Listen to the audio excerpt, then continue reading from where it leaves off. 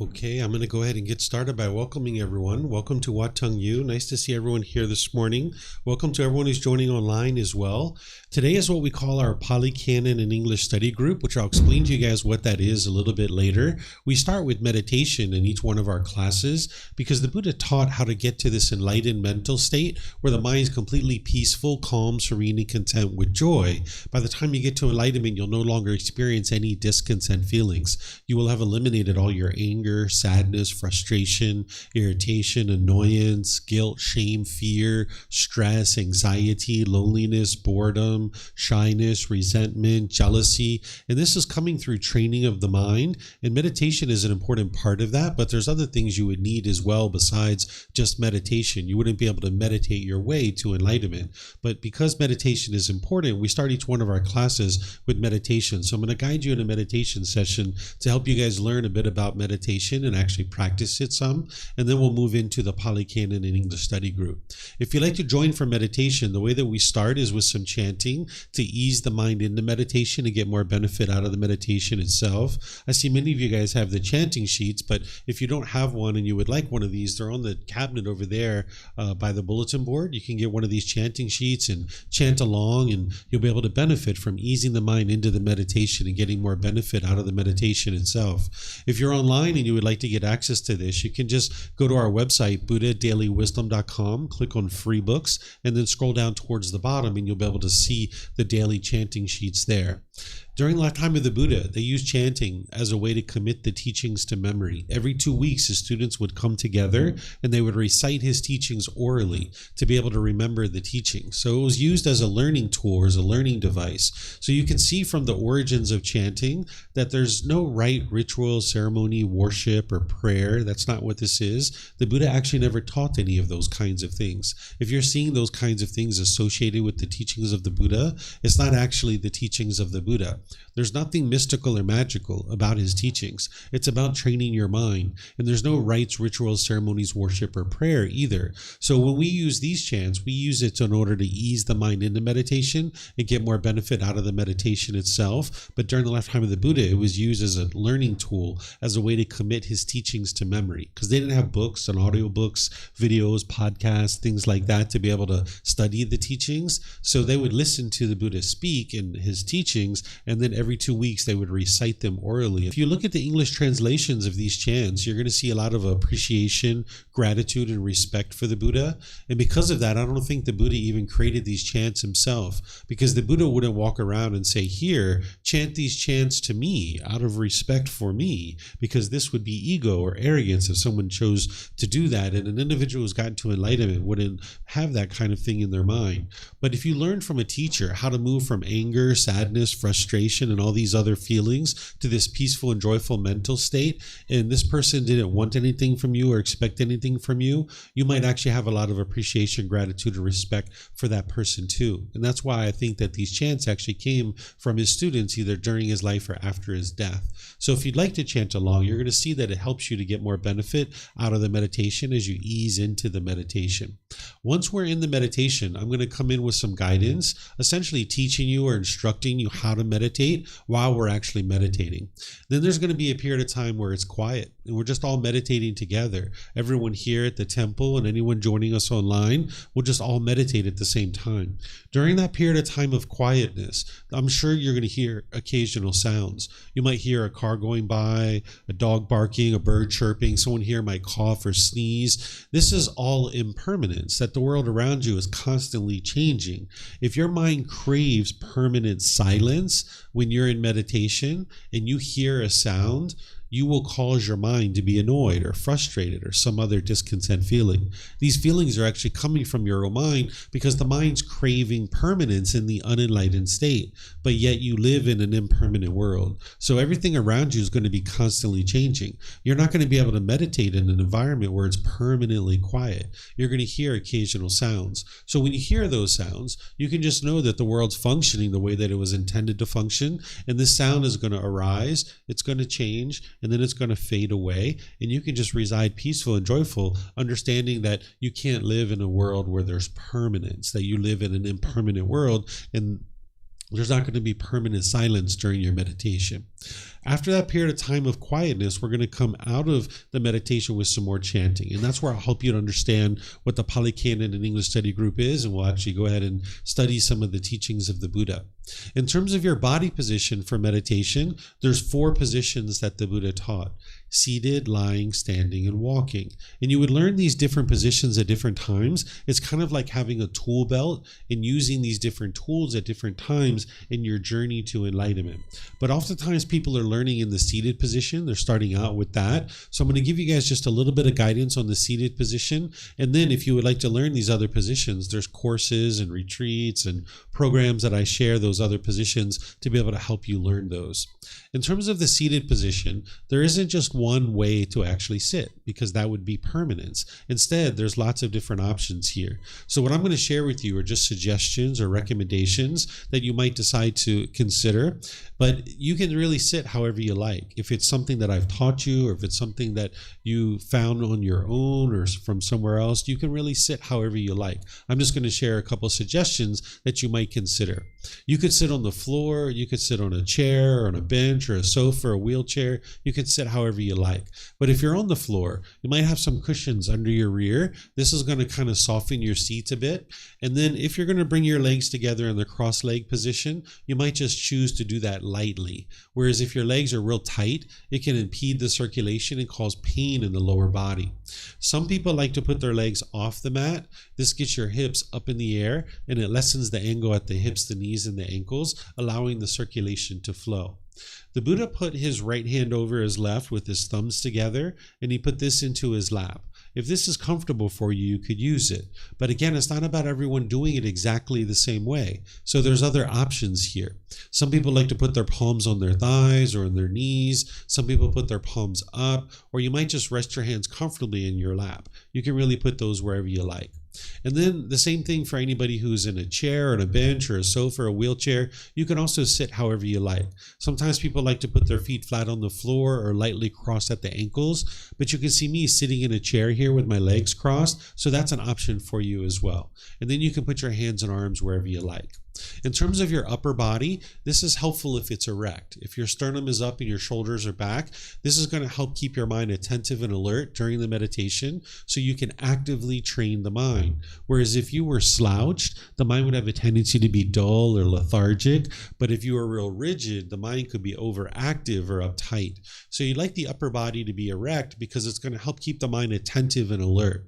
Your meditation session is a dedicated, active, purposeful training session where you're eliminating certain unwholesome qualities from the mind and you're cultivating certain wholesome qualities in the mind. So you would like the mind to be attentive and alert during this training. So that's why having the sternum up and the shoulders back will help you to keep the mind attentive and alert so you can actively train it. It's also going to make it easier for you to breathe in through the nose and out through the nose. So again, I'm going to start with some chanting. You guys are welcome to join in because you'll get more benefit out of the meditation. And then I'll come back in with the guidance afterwards.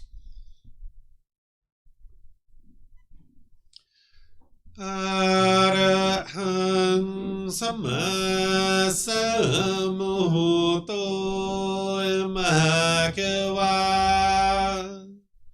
Wat Tung Mahakawanang Apiwateyami Sawakato Mahakawata Tammo Dhammang Namasami Supatipano Mahakavato Sawaka Sangho Sanghang Namami Namo Rasa Bhagavato Arahato Sama Sambuddhassa Namo Rasa Bhagavato Arahato Sama Sambuddhassa. Namo Tassa Bhagavato Arahato Samma Sambuddhassa.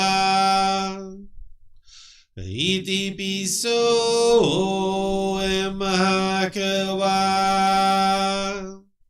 Arahang Samma Sambuddho Vicacaranang Sammuno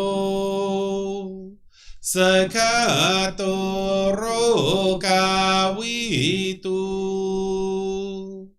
Anutero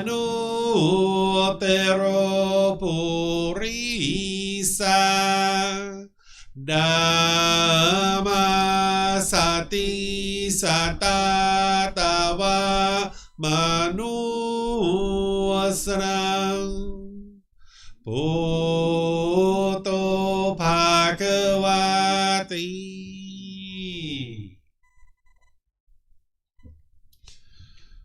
Okay, with the lower body and hands and arms comfortable, and the upper body erect, just close the eyes and start breathing in through the nose and out through the nose. Here you're just looking to establish the breath. A nice, natural, steady, consistent breath. Not forced or controlled. Just a gradual inhale through the nose, experiencing the full breath. And then, whenever you're ready, exhale out through the nose. Breathing in and out.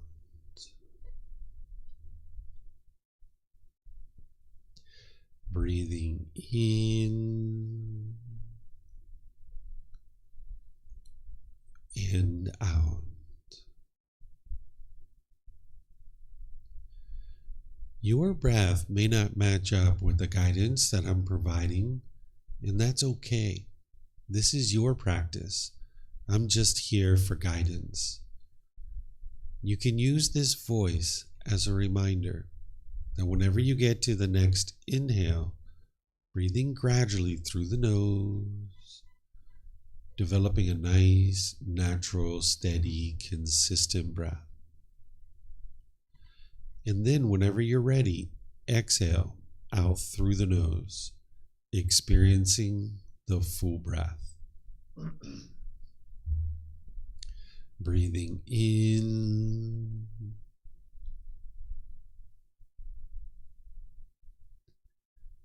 and out.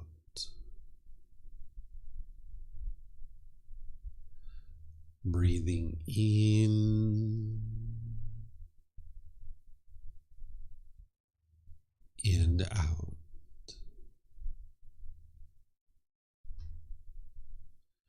With the breath well established, start fixating the mind on the breath, either the sound of the breath coming into the nose or the sensation of air moving over the skin into the nose. The breath is the present moment. Fixate the mind on the breath, the present moment. Breathing in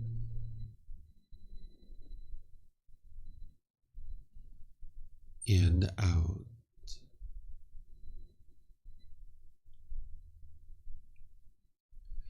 Breathing in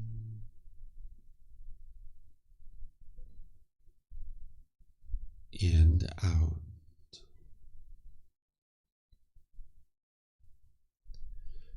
With the mind fixated on the breath, whenever you notice that it moves off the breath, cut that off, let it go, and come back to the breath, the present moment.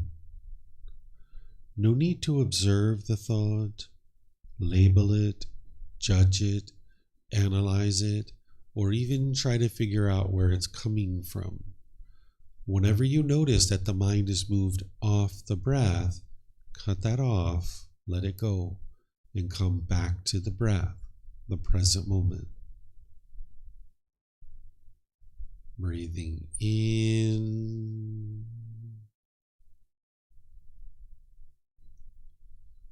and out.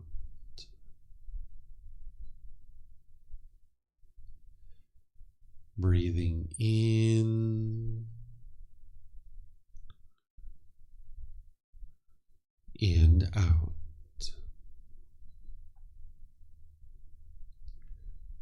I'm going to be quiet now and let you do this work of focusing on the breath, cutting off and letting go anytime the mind moves off the breath. You have nowhere to go. There's nothing to do. No one needs you right now. This is your time to focus on the breath. Breathing in and out.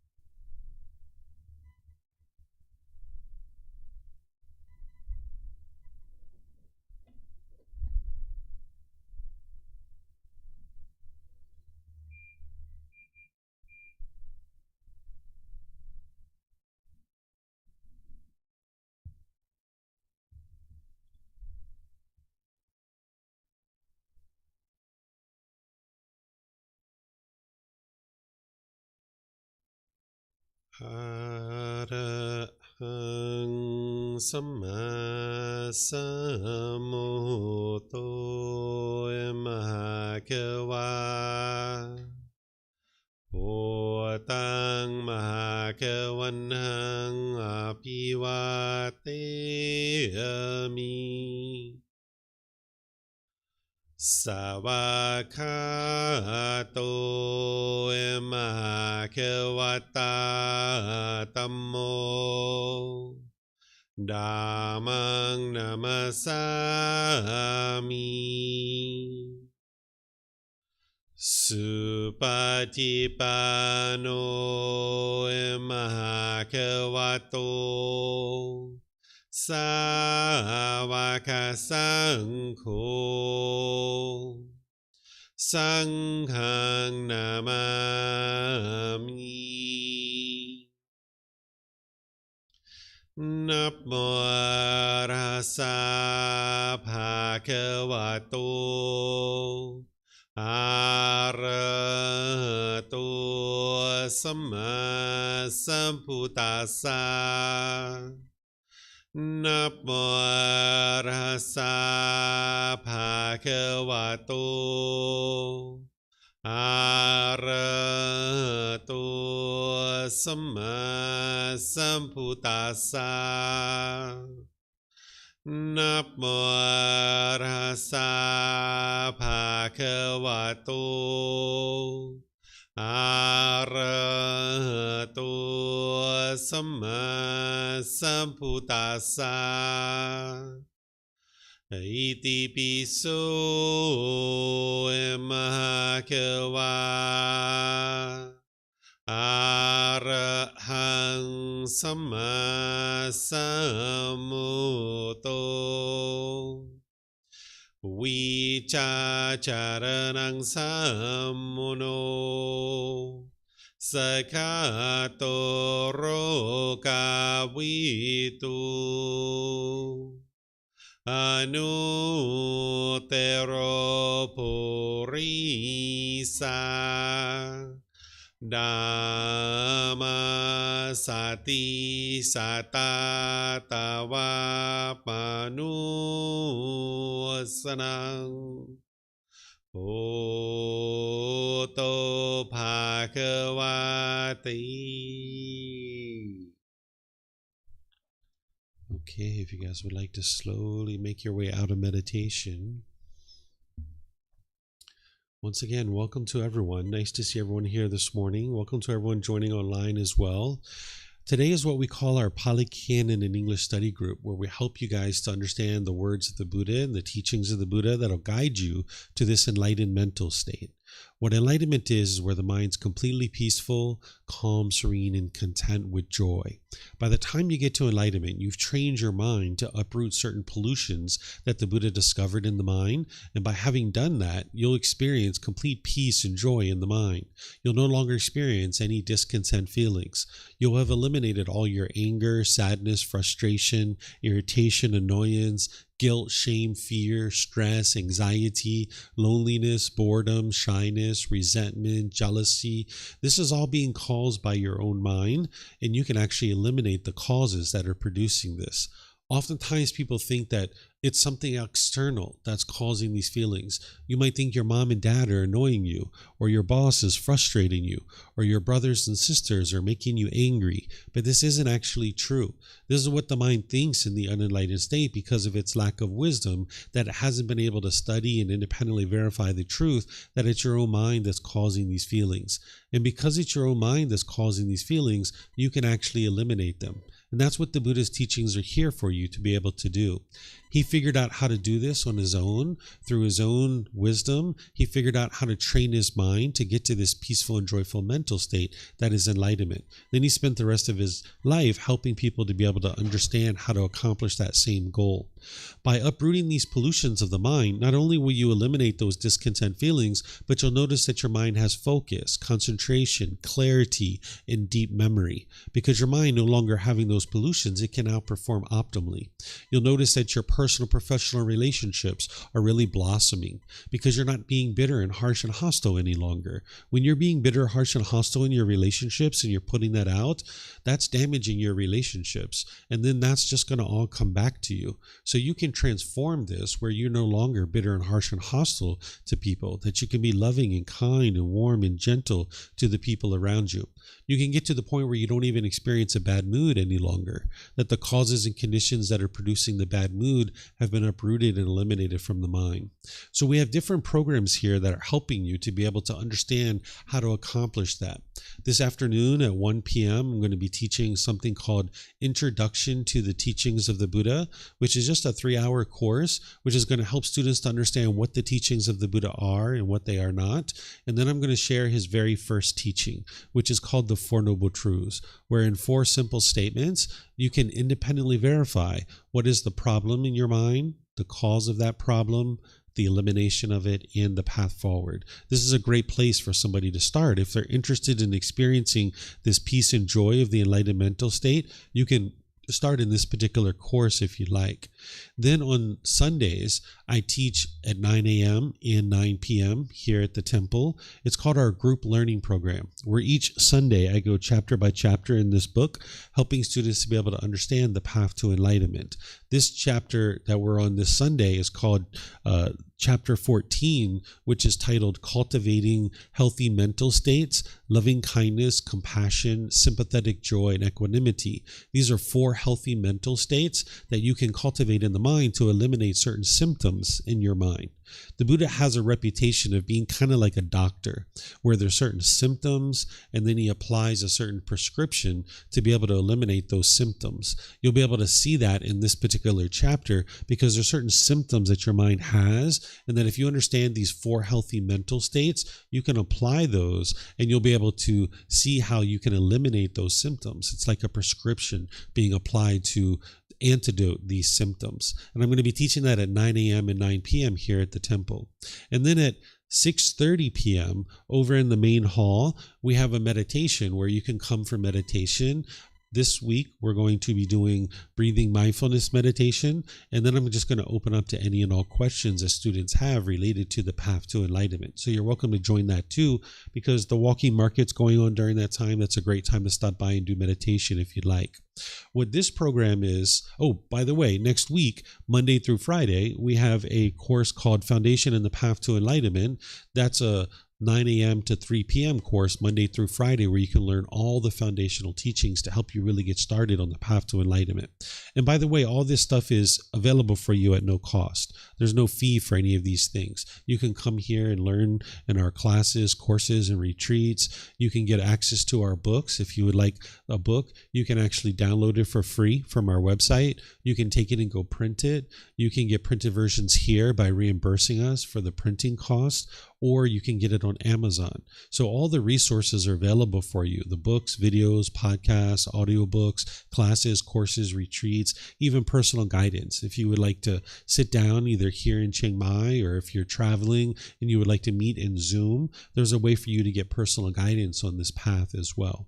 What this program is about, it's called our Pali Canon and English Study Group. What we do is we take these other books. This first book is volume 1 of our book series, but volumes 2 through 13 we study on Saturdays. And we do this a bit different. We actually just recently started this new book. It's called Lowly Arts. It's volume 12. And what we do in this program is, in all the other programs, I'm teaching in a traditional style where I'm kind of teaching for 15, 20, 30 minutes, and then I open up for questions. And I teach for 15, 20, 30 minutes, open up for questions. That's what you'll see me doing in all of our other programs. In this particular program, what I do is I invite students here at the temple and anybody joining us in Zoom to be able to read a chapter from the words of the Buddha, from these books. So today we're in chapter 11, and you can see this is actually only one sentence in chapter 11 where somebody would actually read this. Then I'm going to share some teachings on that.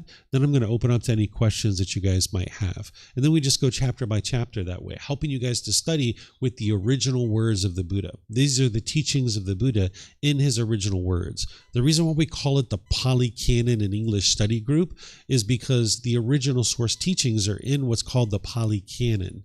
This is 45 books that are about this thick.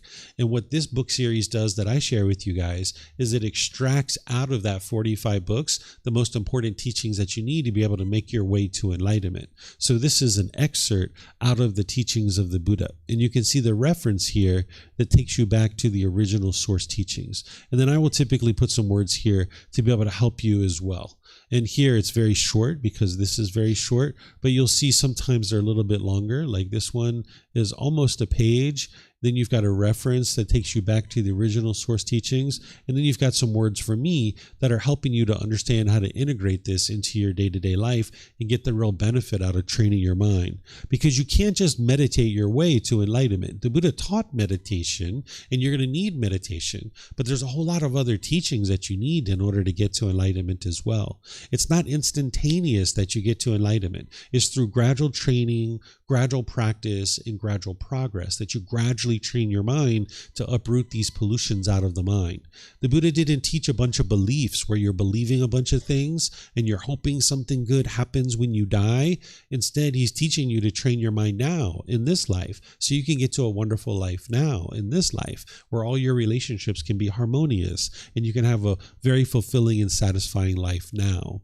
So these teachings that we're going to be studying here from this book, volume 12, and again, this isn't where somebody will typically start their journey to enlightenment. Typically, they will start in the introduction to the teachings of the Buddha course or the foundation in the Path to Enlightenment course or the group learning program or some of these other programs, which you can find all of these on our bulletin board over there.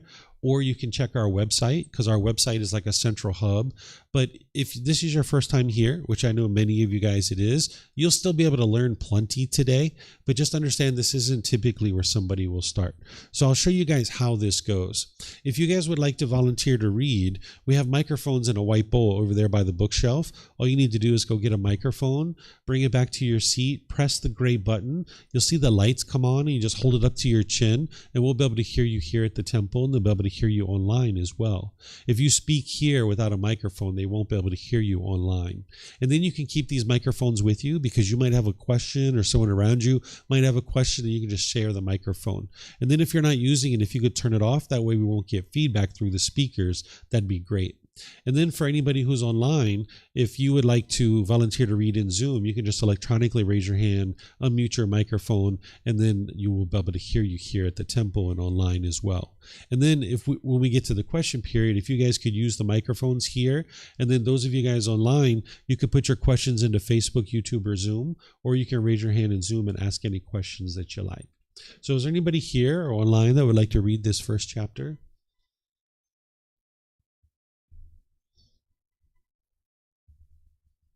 Sure. Yeah. Go for it, guys. Yeah. So sometimes in the unenlightened state, the mind is shy, right? Because it's worried about how it's going to be perceived by others. But when you get to enlightenment, you won't be shy anymore. You'll be completely comfortable being in the public and talking in public. So one of the ways to accomplish that is put your mind in that situation where you can overcome your shyness and you don't need to be shy. So it looks like these guys aren't shy.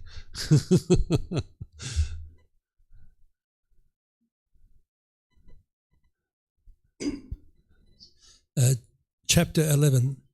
The perfectly enlightened one prohibits monks from boasting about a non-existence of state of further men in oneself. Whatever monk should speak of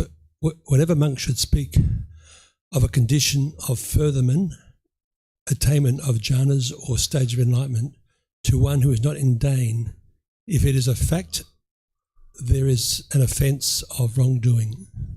Okay, thank you, Steve. So what the Buddha is teaching you is how to make wise decisions in your day-to-day life. There's certain decisions that can be wise and it will produce wholesome results for you in life, or we refer to that as wholesome karma.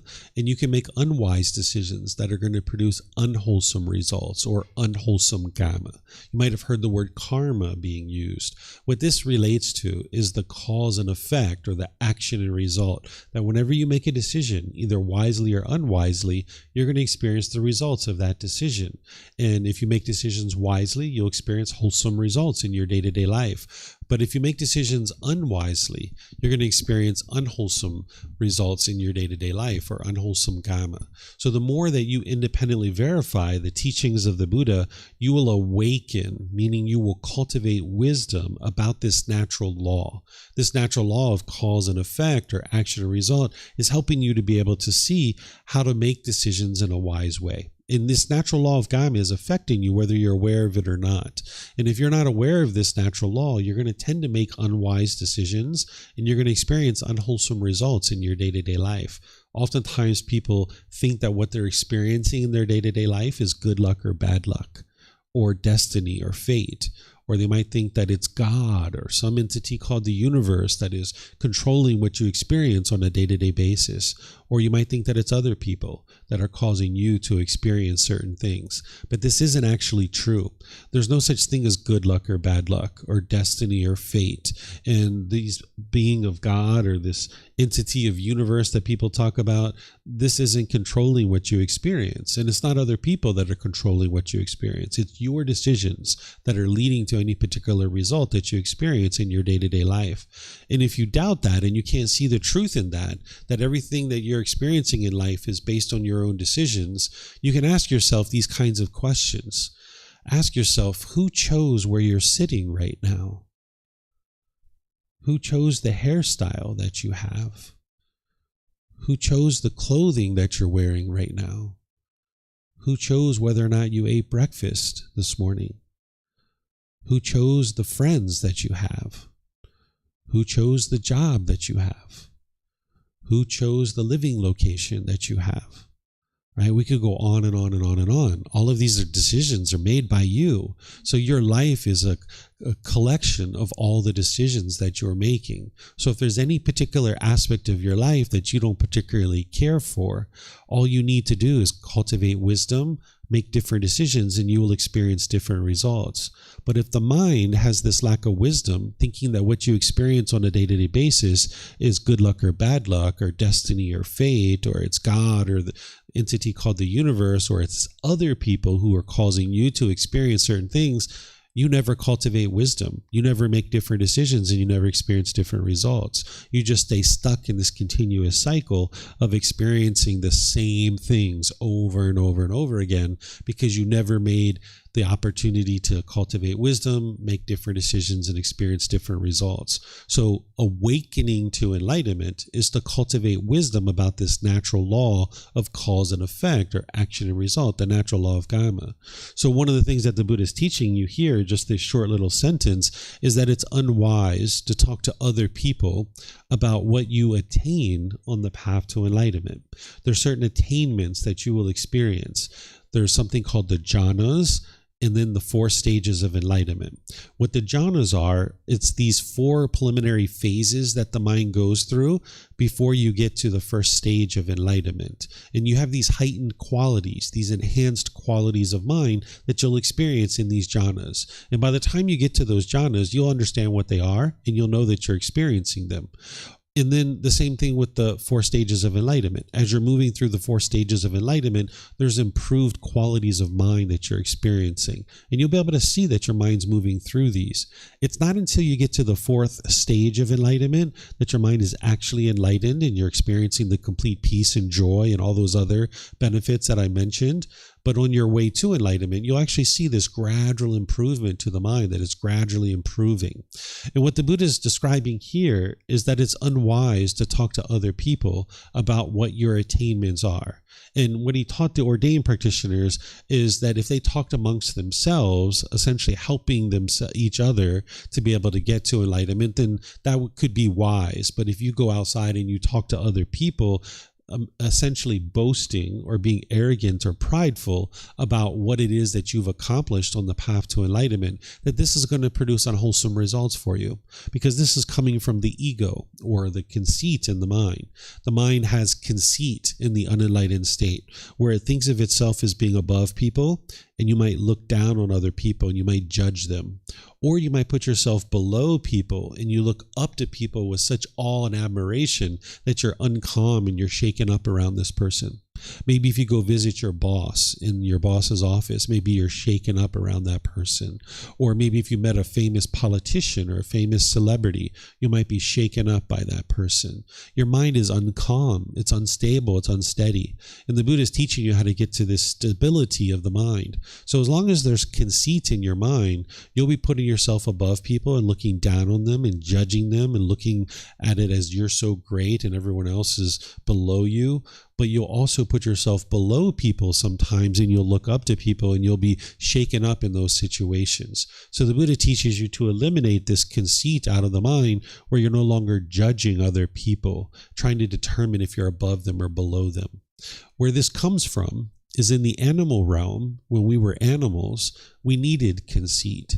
We needed to know who was above us and who was below us. If we didn't know that in the animal realm, we wouldn't have survived. So when we were wolves, we needed to know who was the alpha male and the alpha female, because they're going to breed and they're going to teach us how to hunt and survive. And we needed to know who's the alpha male and alpha female. We wouldn't have been able to learn how to survive as a wolf if we didn't know who was above us in this pecking order. Or when we were a herd of elephants, we needed to know who was the matriarch of our herd, because she's the leader and we needed to follow her. She needed to show us where is the watering holes, where are the migration paths, where are the food sources. And if we didn't know who the matriarch of our herd was, we would just be roaming out in the jungle without this understanding and ability to cultivate understanding of how to survive. So we needed to know who was above us and who was below us in the animal realm. So in this human realm, when we come into this human realm, we oftentimes have this conceit in the mind, where the mind is going to be looking to see who's above you and who's below you. And when you walk around being boastful and arrogant and prideful, people are just going to push you aside. They're not going to be interested in being around that. So if somebody went around bragging about getting to the jhanas or a certain stage of enlightenment, maybe you put it on your Facebook page, or maybe you're at a retreat and you go up to someone and you're like, by the way, guess what? I'm in the 3rd stage of enlightenment. Aren't you so proud of me? Right? This is the mind seeking validation from other people, and it can only be happy if it gets what it wants. So the Buddha is teaching you to do away with that and eliminate that. And that's going to produce wholesome results for you, because now you can have more harmonious relationships with the people around you. And it's not only about like this 4 stages of enlightenment and the 4 jhanas, but even in your day-to-day life. Let's just say you got a PhD or a master's degree or some teaching certificate or some other kind of thing that you might have been working on, and you really feel good about accomplishing this, and it was great that you accomplished this certain goal. You don't need to go around and be boastful about that. You don't need to go around and tell people. You don't need to put it on your Facebook profile and show off that you've got all these things that you've acquired, because people are going to look at that in their mind, because of their cravings. They're going to have jealousy.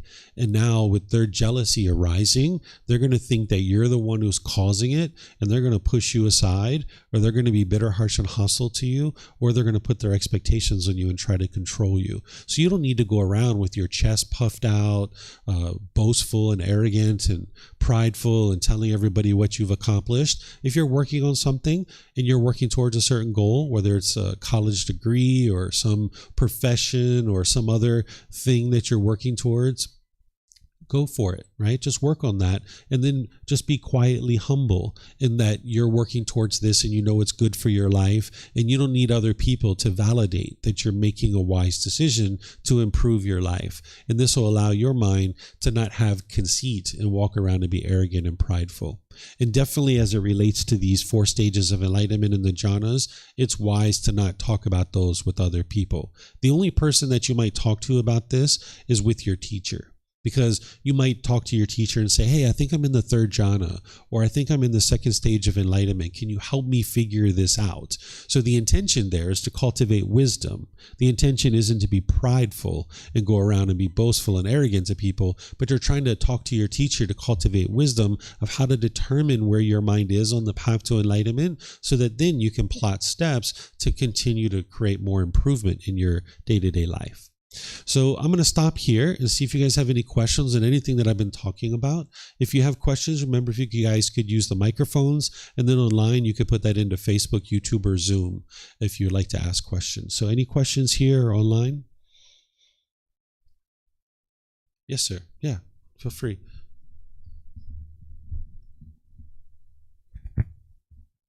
Sometimes I think I need some other people what they think to me. Maybe they say you are very good when you accomplish something.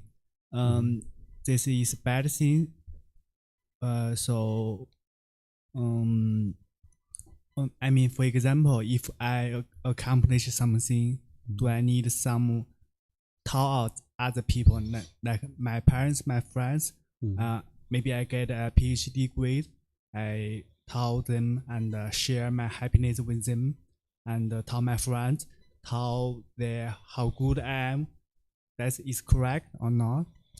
I don't think about it as right or wrong or correct or incorrect, but there's certain wise things and then there's certain unwise things. And what the Buddha is guiding you to be able to do is get to the point where your mind's always peaceful and always joyful. What you're talking about is what's called conditional happiness, that based on some condition, you will then get happy. Or your mom will get happy, your dad will get happy. What conditional happiness is that based on some condition, your mind's going to form a pleasant feeling. So for example, take something simple. If it's sunny outside, somebody might get really happy and excited about that, right? That's a conditional feeling, that if it's sunny, I will then be happy. But because the sun is not permanent, then when it goes to rain or some other weather, now the person's frustrated or irritated or annoyed. Or here's another example. Say you get really happy when your bank account balance is up here. Well, then when it goes down here, you're going to be frustrated or sad or annoyed. You're going to have painful feelings, right? So this is what's called conditional feelings, that based on some condition, you're going to experience a certain feeling. And you can only experience that happiness when that thing is occurring. So what the unenlightened mind does is it says, if my mom and dad do this, if my boss does this, if the weather is this, if my bank account is this, if I have this type of house, this type of car, then I will be happy. Right? So you're shrinking your ability to be happy because you can only be happy when those things are met, and those things can't be met all the time. And when your mind's not there, it's going to be over here in these painful feelings of the anger, sadness, frustration, and others. So what you would like to be able to do is get to the point where you're just always happy, which is called unconditional happiness, where there doesn't need to be any condition met in order to be happy. If it's sunny outside or if it's rainy outside, you can be happy. If your bank account balance is here or it's here, you can still be happy. Your happiness isn't based on something external. So what you were talking about is that if you get a degree, for example, you get happy, and then you would like to share it with your parents so that they get happy too. So now, as you're getting these different certificates, you're happy when you get this thing. But this thing is impermanent. And now the mind can end up in the painful feelings. So what you would like to do on the path to enlightenment is train your mind to no longer have conditional happiness, so that way you can get to unconditional happiness, so that your mind can just always be happy. So if you go to your parents and you're like, Mom and Dad, look, I got a PhD, I got a master's degree, aren't you so proud of me? Well, maybe they're like, yeah, okay, son, good job. And you're like, you didn't give me enough happiness. Like, you wanted them to be happier, right? So now you didn't get what you wanted from them. So now maybe you're like, man, they didn't even get excited with me, right? So you're not getting what you want. So you need to detach your mind where your feelings aren't attached to what other people are doing, because other people aren't going to do things your way all the time. So the better thing to do there is, if you're going to work towards a certain objective like a degree, is just work towards that degree gradually, slowly but surely. And then if your parents asked you, hey, did you get your PhD? Yep, sure did. Thank you so much, Mom and Dad. I really appreciate all the guidance that you've given me over the years. You really helped me to be able to accomplish this. Or you can even be proactive. You can go to your parents and you can thank them ahead of time. When you get your PhD, you can say, Mom, Dad, I would just like to come to you and thank you for all the love and support that you've given me. Over the years, I've been able to accomplish my PhD. Thank you so much. So when your mind wants something from them, where you want them to be excited, now your feelings are contingent on what they do, and they're not going to always do things your way. So there's no harm in saying thank you to your parents, showing appreciation and gratitude for them contributing to your life. But it's when you want them to be excited, you want them to be happy, you want them to be proud of you, that your mind is now longing, yearning, and you're basing your feelings on what they do. And you would like to detach your mind from that so that you can be happy no matter what your parents are experiencing. Does this make sense? Yeah. Thank you so much. Yeah, you're welcome. Okay. Any other questions? Yes. We have plenty of microphones over there. You guys can help yourself. I want to ask, what's the difference between sharing and showing off? Mm-hmm. What's the line? Because sometimes you mean to share, but it shows out like you are show off. Yeah. Yeah. Whenever you're talking about yourself to other people in an unsolicited way, this is showing off. Right? Like if you went around and just told your friends all the things that you were doing and how you were doing it and why you were doing it, they haven't even asked you any questions. Your family or friends haven't even asked you about anything. The person is just out there kind of blabbing about everything that they're doing. So you would like to just live your life, make wise decisions, keep moving your life forward. And when people ask you, then you share with them what you're up to. But when you're out there telling everybody what you're doing without them asking you about what you're doing, that's where the mind's now showing off. And now people are not going to appreciate that boastfulness and that arrogance, and that's where people will tend to push you aside. So you need to look at your intention here, that your intention is to have harmonious relationships with people. You would like to be able to relate to people harmoniously. But if you're out there just telling everybody everything about yourself, then you're just kind of, it's almost like vomiting on somebody, right? Or broadcasting to somebody. And you're not interested in doing those kinds of things because that's where people haven't asked you any questions, or they're not interested in what you have to say. And now on your side, it would be like a waste of time because you're actually talking with somebody who's not really interested in what it is that you have to say. So it doesn't even make sense for you to talk in that situation. So sharing would be somebody asked you like, hey, where are you from? What are you doing? What kinds of things are you into? Oh, really? That's interesting. And then they keep asking you questions. Now you know that person is interested in what you have to say, and it's actually a good use of your time. Whereas if people haven't asked you any questions, that's where the mind is oftentimes arrogant or boastful or prideful. Mm-hmm. Thank you. And then another question. If a person create happiness inside, unconditional happiness, but not depend on materials and the outside, will he or she becomes far away from the outside and lose the connections to the society? Would this happen? So when somebody's forming conditional feelings, their mind can only be happy when they have this thing. So whether it's a piece of jewelry, a new pair of shoes, a boyfriend or girlfriend, a new job, more money, that's what the unenlightened mind does, is it goes around craving, and chasing for pleasure from these external things. And now it can only be happy if it gets what it wants. When you learn to not base your feelings and emotions on these external things, you'll actually have deeper relationships with the people around you, because with conditional happiness, The mind can only be happy when it gets what it wants. So if mom and dad do this, then I will be happy. But if they don't do that, you'll be angry and frustrated. If my brothers and sisters do this, I'll be happy. But if they don't, I'm going to be angry and frustrated. That's what the unenlightened mind does. So in the unenlightened mind, when you have conditional feelings, your ability to be happy in these relationships shrinks, because the mind is putting its expectations on other people, wanting them to be a certain way. And you can only be happy when they do things your way.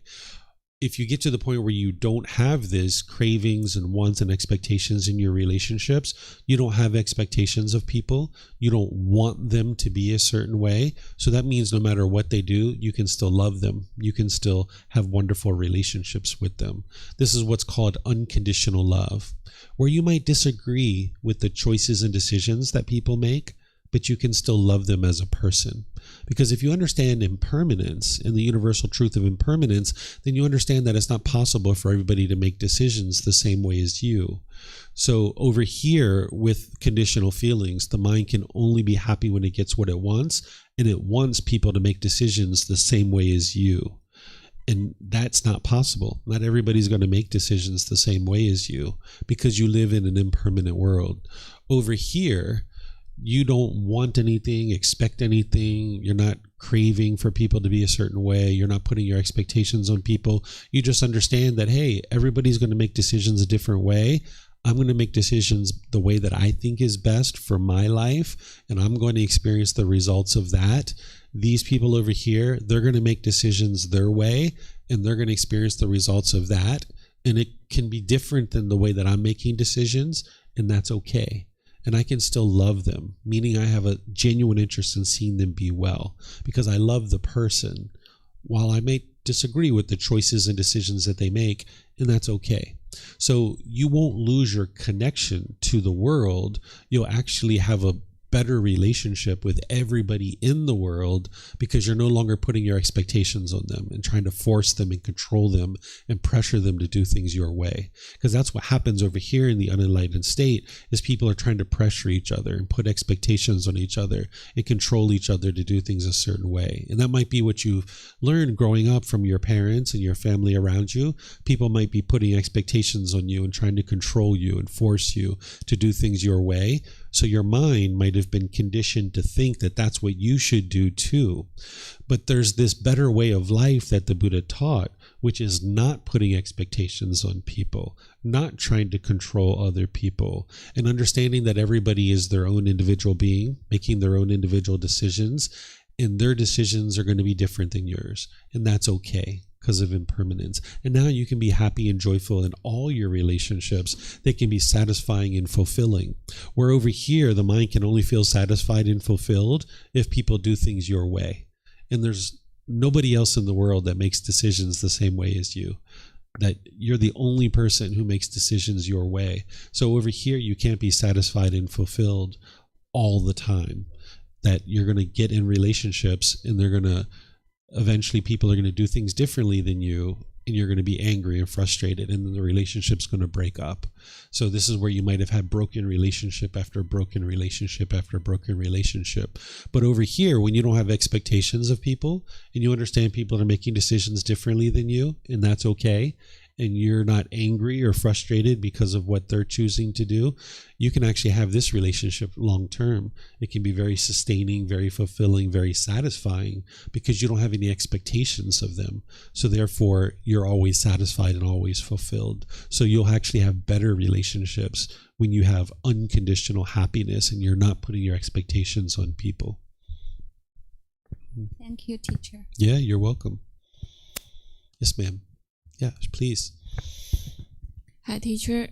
I'm in my second half of 20s, so do you have any suggestions that you would like to give to me, and what should I prepare for to welcome my 30s? Thank you. Did you say you're in your second half? Yeah. I just means I'm 26, so what should I know? So what suggestions do I have for you? Okay. Yeah. So what I would suggest to you is to understand that life is going to be constantly changing, and just be open to that change and embrace that change. That sometimes what the mind does is it tries to hold on, and it craves permanence. That's what the unenlightened mind does.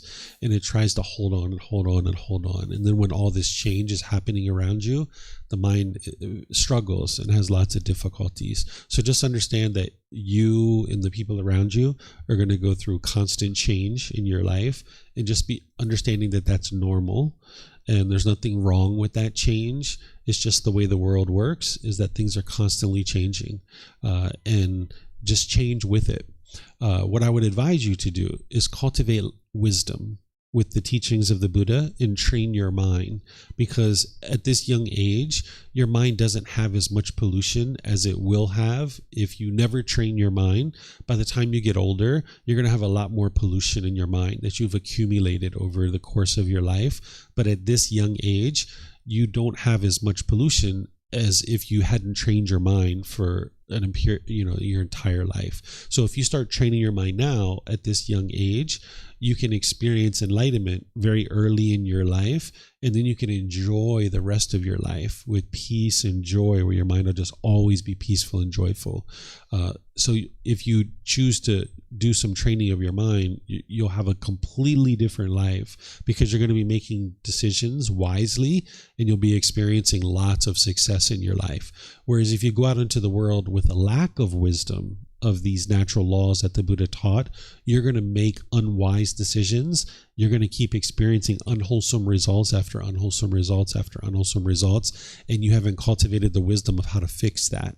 So if you do some training as you're gradually going through life, no matter what it is that you're involved in, both personally and professionally, but if you have some amount of effort of training your mind consistently, you'll be able to experience such a better life than had you not trained your mind.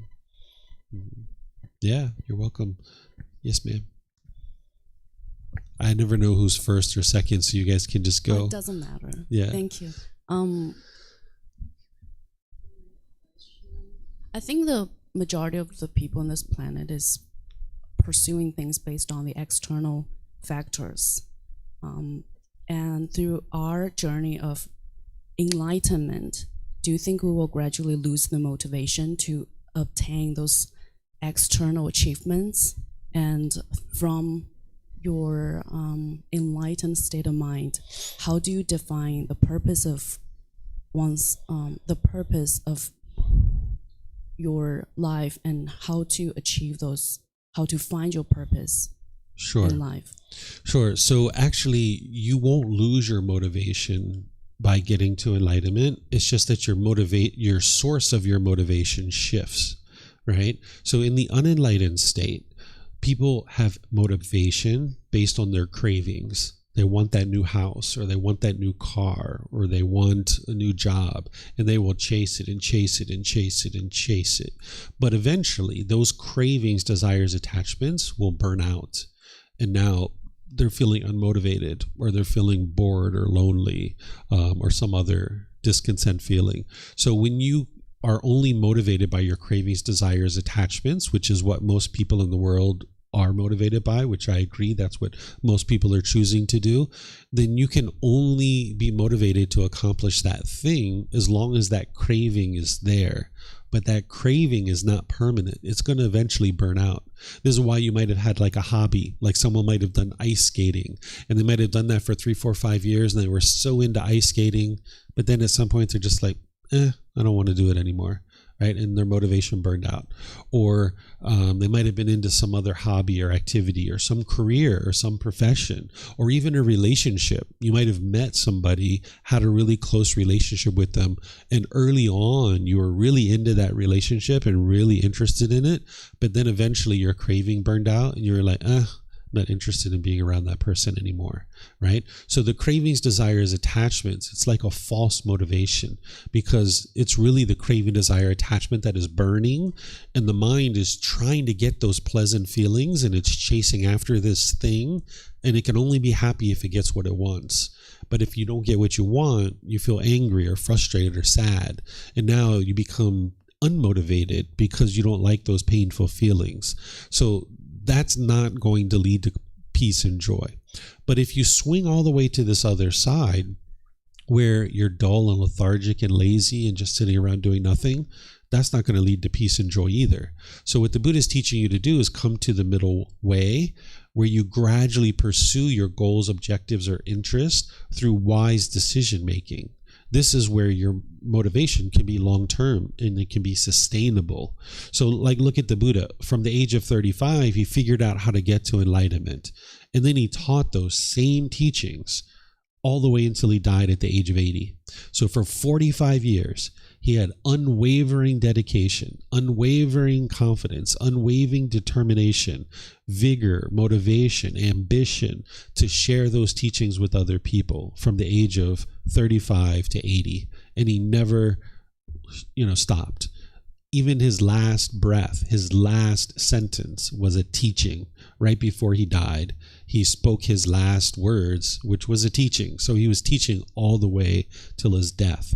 And he was able to do that because he was motivated by wise decision making, not by craving, desire, attachment. Craving, desire, attachment, that'll burn out. That's why you become disinterested in relationships, disinterested in jobs, certain hobbies and activities. You'll be motivated about them initially, maybe for a few months or a few years, but then it'll burn out. And you're like, I don't want to do it anymore. That's not true motivation. That's just a craving, desire, attachment that is flaring up, and now you extinguish it eventually. But if you come to the middle, you can actually work towards your goals and objectives, and it can be sustainable and long-term, and you can actually experience a lot more progress in life, a lot more success, because you're putting a lot more consistent effort for a long-term goal, and you're not forming your feelings on whether you accomplish it or not. So that's the first part of your question. The second part about what is your purpose in life, this is the mind's ego thinking that somehow this being is significant and I need to have a purpose. And now I'm going to chase that purpose. And if the mind holds on to that idea that there's some kind of purpose in life, if you come up with an idea of like, oh, my purpose in life is to be a taxi driver, and I really want to be a taxi driver, and that's my purpose in life, to be a taxi driver. Well, as long as you're doing that work, you'll feel great and you'll feel wonderful, and you'll even hold on to it and cling to it. But if you stop being a taxi driver, you'll feel like, life doesn't feel rewarding anymore. It doesn't feel fulfilling anymore. So the mind is always looking, in the unenlightened state, is looking for some purpose, some significance. What is my purpose in this life? It wants to grab onto something and now like head towards that, like full steam ahead, 100 miles an hour. And this isn't what's going to produce beneficial results in your day-to-day life. The mind's ego is just going to constantly be trying to think that there's some higher purpose to my existence. This is the ego. Instead, you can get to the point where you understand that there really isn't a purpose. What we do on a day-to-day basis in terms of our job, our activities, our friends, our family, we're just essentially spending time with people and enjoying that time and enjoying growing and developing as a human being.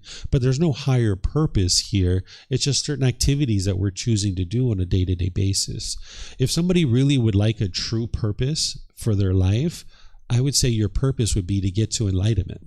Because if you get to enlightenment, you're going to be fully fulfilled, fully satisfied. Where in the unenlightened state, the mind's going to keep looking for a purpose, and nothing is ever going to be permanent. As soon as you grab onto something and you think that this is your purpose, then that's going to change. And now you're going to feel lost and confused in the world again. But if you understand that your goal is to ultimately get to this enlightened mental state where your mind's peaceful and joyful, you won't be grabbing onto things and looking for a purpose in life, because you'll know that what your goal is to get to this peaceful and joyful mental state and just keep working towards it. And by the way, if you'd like to know more about that, in Volume 1, under the frequently asked questions section, I go into a lot more detail about the purpose of life. So it's in the very back of the book. It's called the frequently asked questions section, and you'll see the question in there, because this is a common question people ask: what is the purpose of life? And I go into it in a lot more detail there. Any other questions you guys have? Yes.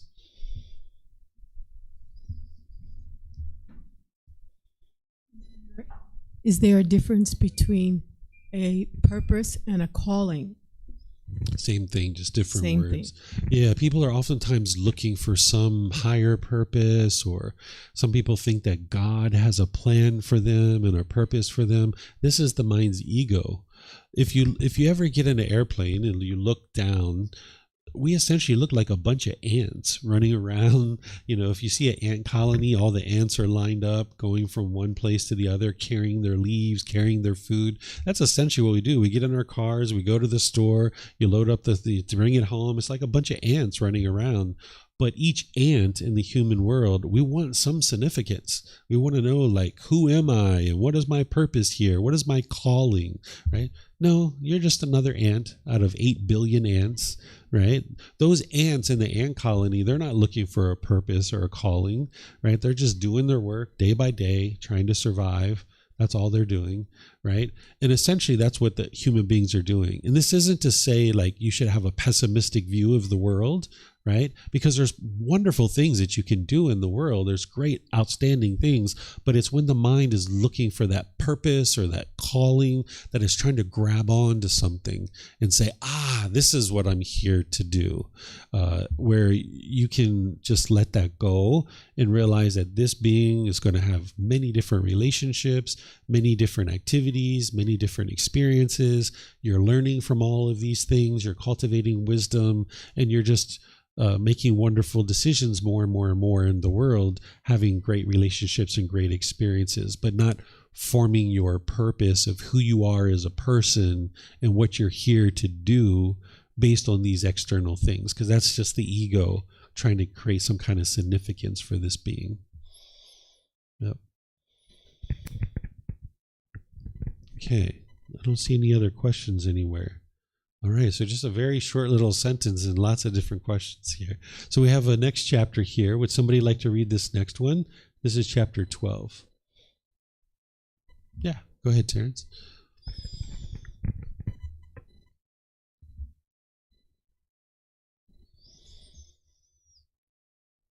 Hello. Okay. Do not be judgmental regarding people. The perfectly enlightened one said to the Venerable Ananda, by reason of the female household practitioner, Megasate states disagreement to the fortunate one that her father Pudina was celibate, living apart, abstaining from sexual intercourse, but her paternal uncle Isadatta was not celibate, not abstaining from sexual intercourse, but lived a contented married life. When they died, the fortunate one also declared they attained to the state of a once returner and have been reborn in the Tusita group of heavenly beings. Judgmental people compare them, saying, this one has just the same qualities as the other, so why is one worse and one better? This will be for their lasting harm and suffering. In this case, the person who is sweet-natured and has who has listened, learned, comprehended theoretically, and found temporary freedom is better and finer than the other person. Why is that? Because the teachings stream carries him along. But who can know this difference except the Tathagata? Therefore, Ananda, do not be judgmental regarding people. Do not pass judgment on people. Those who pass judgment on people harm themselves. I alone, or one like me, may pass judgment on people. Okay, thank you, sir. Let me help you guys understand what the Buddha is talking about here. But let's first talk about what judgment is and what discernment is. What judgment is where you're looking down on somebody, trying to determine what is wholesome or unwholesome for other people. And then because of that, the mind will also sometimes put yourself under people as well. That's what judgment is, where you're looking at other person's life, trying to determine what's wholesome or unwholesome for them. Okay? And when you're judging other people, it's actually harming your own mind. That's what the Buddha is teaching you, because you're now not able to have love and kindness towards that being because you're looking at what they're doing in life and you're comparing it to what you do and what other people do. And now you're either looking at that person as good or you're looking at that person as bad. And now you're hindered from just being able to have a loving and wonderful relationship with this person, right? So judgment is going to lead to unwholesome results in your day-to-day life. What you would like to get to is discernment, where you're making wise decisions about your day-to-day life and who you choose to involve in your life based in wise decision making. Everything the Buddha taught is based in discernment. So what this discourse is sharing with you is that there was two individuals in this person's family. One was her father, who was celibate. He wasn't having sex. And her uncle on her father's side was having sex.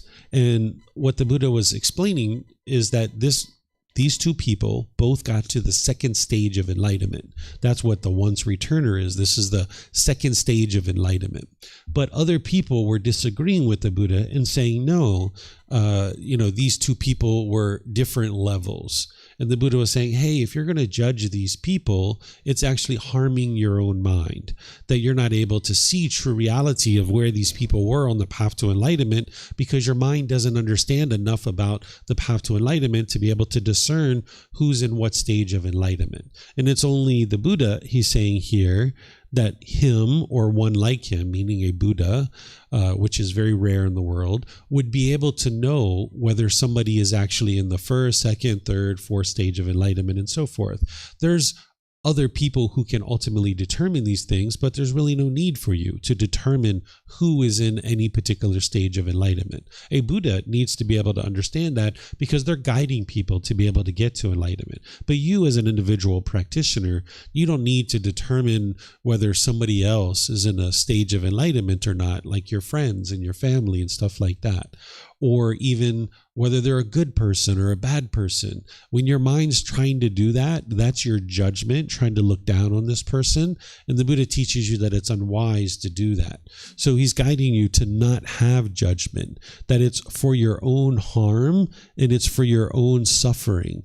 That if you judge people, you're going to experience this harm and suffering because now you can't love all beings and have compassion for all beings.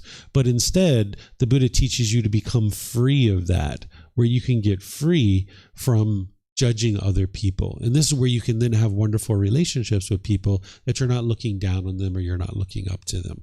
So the Buddha teaches that he can determine whether somebody's in one stage of enlightenment or another, but that's not something that you should attempt to do with the people around you, is trying to determine what stage of enlightenment they are, or if they're a good person or a bad person. Just make wise decisions about who to include in your life without looking down on them in a negative and degrading way. So any questions on this chapter? Anything you guys would like to ask? Looks like Terrence might have a question.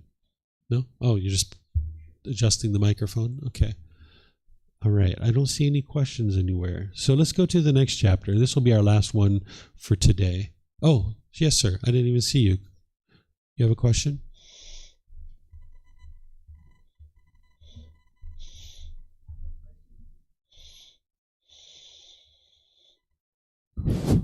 I have a question that about I insist the integrity on my daily life, but some of maybe friend of neighborhood, they do something is very bad and maybe steal things from the company, steal things from neighborhood, and normally I will judge the behavior, this really bad behavior.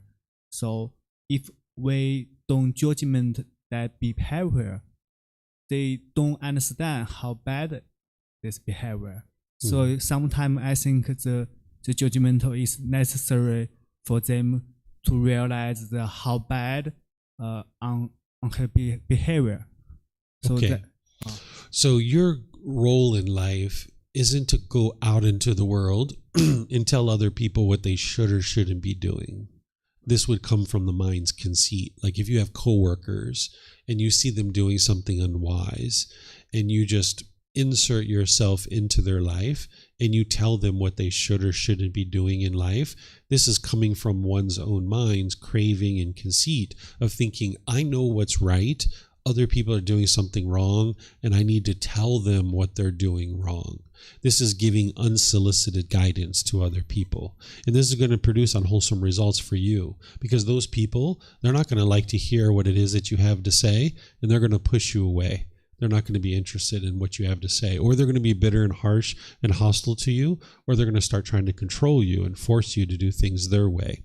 So if you see things that someone's doing that is unwise, they're going to experience the results of that in that situation, that they're choosing to steal. But you giving them unsolicited guidance is now going to produce unwholesome results for you.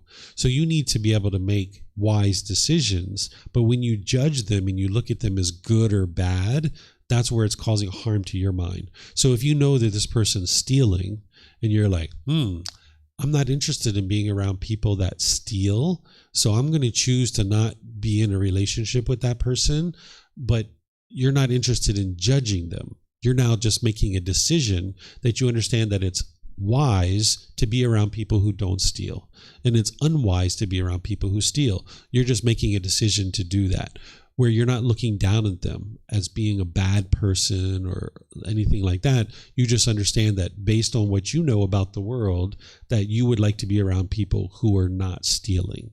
And now you don't look at them as being a bad person. You can just choose to associate with other people who aren't stealing. And if you do that, then you have people around you who aren't stealing. And those are the types of relationships that you're cultivating. But if you try to tell this person what they should or shouldn't be doing, you're now putting yourself in a situation where you're giving unsolicited guidance and trying to force this person to do things your way. And now if you do that with the people around you, people are going to do that to you too. They're going to start trying to control you and force you to do things their way. So again, this is coming from the mind's craving and the mind's conceit, the arrogance, the pride, thinking I know what's right and other people need to hear from me about what I think is right or wrong. So you need to always be able to understand your role in a relationship. And as a coworker, as a friend, or something like this, your role isn't to teach that person what they should or shouldn't be doing. It's up to that person to choose to learn for themselves of what's wise or unwise. Because when they steal, they're going to experience the results of that. They're going to experience the unwholesome results. And now that's one of the best ways for them to learn, is to see like, yeah, they got fired from their job and now they don't have a paycheck because they stole. And now they can learn slowly but surely that they're making unwise decisions. So just like you guys came to the temple today to be able to learn something about the teachings of the Buddha, in order for somebody to be able to learn and grow and develop and to become a better person, each person needs to choose to come learn. An individual can only learn and can only gain wisdom if they choose to do that. If someone's not choosing to learn, you can't teach that person anyway. So even you see this person stealing, if you step into their life and try to teach them what they should or shouldn't be doing, their mind's not even open to learning at that point. You can't teach that person because they haven't chosen to learn. You can only help somebody and teach somebody when they're choosing to do that. So it would be wise for you to not give unsolicited guidance, because it's going to backfire in your face. And now people are going to treat you in bitter and harsh and hostile ways based on your mind choosing to give them unsolicited guidance. Mm-hmm. Thank you, teacher. Yeah, you're welcome. Maybe what we'll do is just stop here, actually. I have teach a class at 9 p.m. tonight where I do all 10 of these chapters. But I think for today here, I think we'll just stop here. Looking at the time, it's a little bit after 10:30. We kind of usually finish somewhere between 10:30 and 11 in this course. But what I'm going to be doing this afternoon at 1 o'clock to 4 o'clock is I'm going to be teaching an introduction to the teachings of the Buddha. If you would like to really get started on the path to enlightenment, this is a great course for anybody to get started with, because I'm going to explain what the teachings of the Buddha are, what they are not, and I'm going to teach the Buddha's very first teaching. And then I'm going to be doing that in the traditional style of learning, where you'll see me teaching for 15, 20, 30 minutes. Then I'm going to open up for questions. I'm going to teach for another 15, 20, 30 minutes, open up for questions. So it's not this type of learning. This is more of like a study group, where all the other programs that I teach are more of a traditional style of learning. So if you guys would like to really get started with the teachings of the Buddha, that would be a great opportunity for you. And then tomorrow, I'm going to be teaching the group learning program at 9 a.m. and 9 p.m. here. And then again at the temple at 6:30 tomorrow over in the main hall, we're going to be doing meditation. So these are all options for you. And then of course on Monday, there's a full course starting Monday through Friday from 9 a.m. to 3 p.m. where you can learn the foundation and the path to enlightenment course as well. So I think I'm just going to end here by thanking all of you guys for joining. Thank you for your interest to learn. Thank you for your questions and the wonderful discussion to be able to help you guys to learn. As you guys would like to learn more, you're more than welcome to reach out. I'm pleased to help you guys. So perhaps I'll see you guys in one of these future classes. Be well and take care. Sawadee krap. Sawadee krap. Zai jian.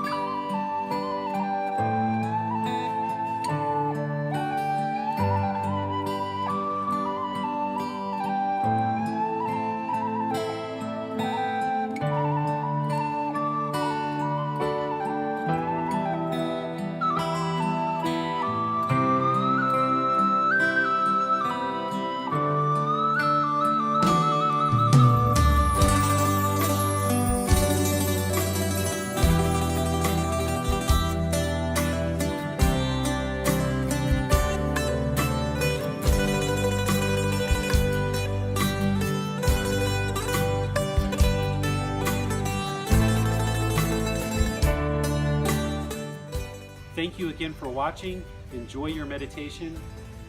Look forward to seeing you online and answering any questions that you might have. Thank you so much.